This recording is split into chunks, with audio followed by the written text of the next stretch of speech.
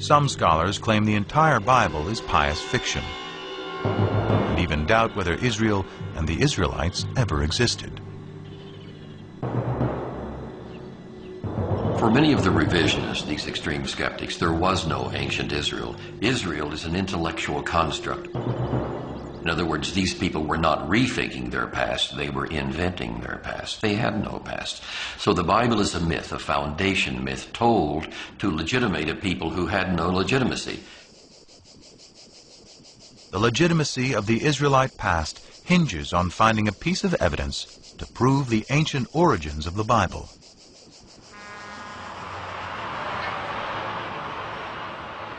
What would be the discovery of a lifetime starts outside the walls of Jerusalem in an old cemetery. We came here and excavated 7 of these burial caves. The burial caves date back to the 7th century BC, somewhere around the time of King Josiah.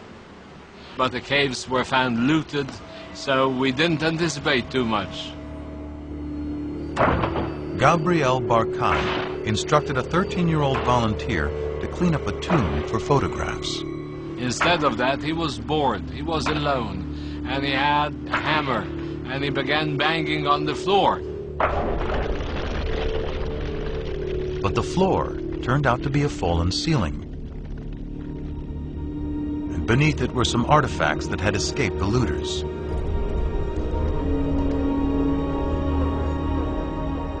Among the hundreds of grave goods, one artifact stood out. It looked like a cigarette butt. It was cylindrical, about 1 inch in size, about ½ an inch in diameter, and it was very clear it is made of silver. It was some kind of a tiny scroll. A second, slightly smaller scroll was also found, and both were taken to the labs at the Israel Museum.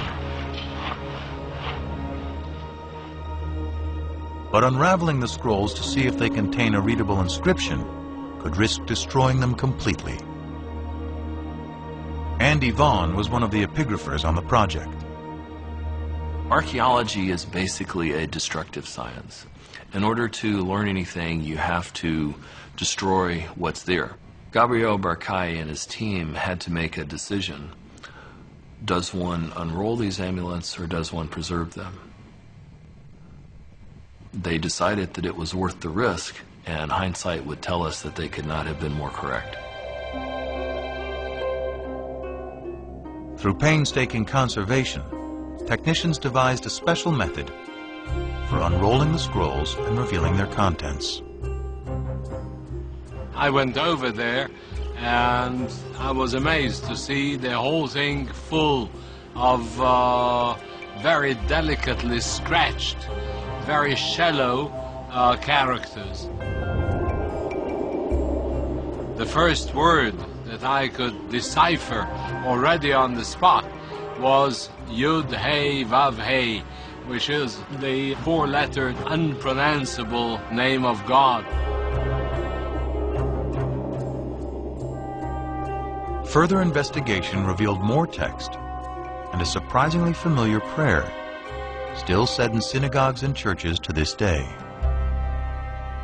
May the Lord bless you and keep you. May the Lord make his face to shine upon you and be gracious to you.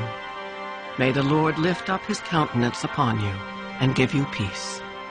Numbers 6:24-26.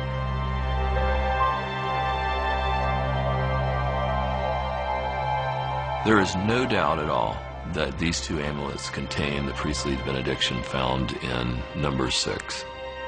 These inscriptions are thus very important because they're the earliest references we have to the written biblical narratives. The archaeological context was very clear because it was found together with pottery dating back to the 7th century BC.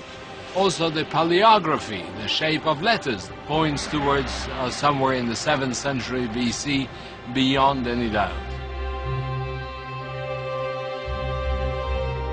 The silver scrolls with the priestly benediction predate the earliest Dead Sea Scrolls by 400 years.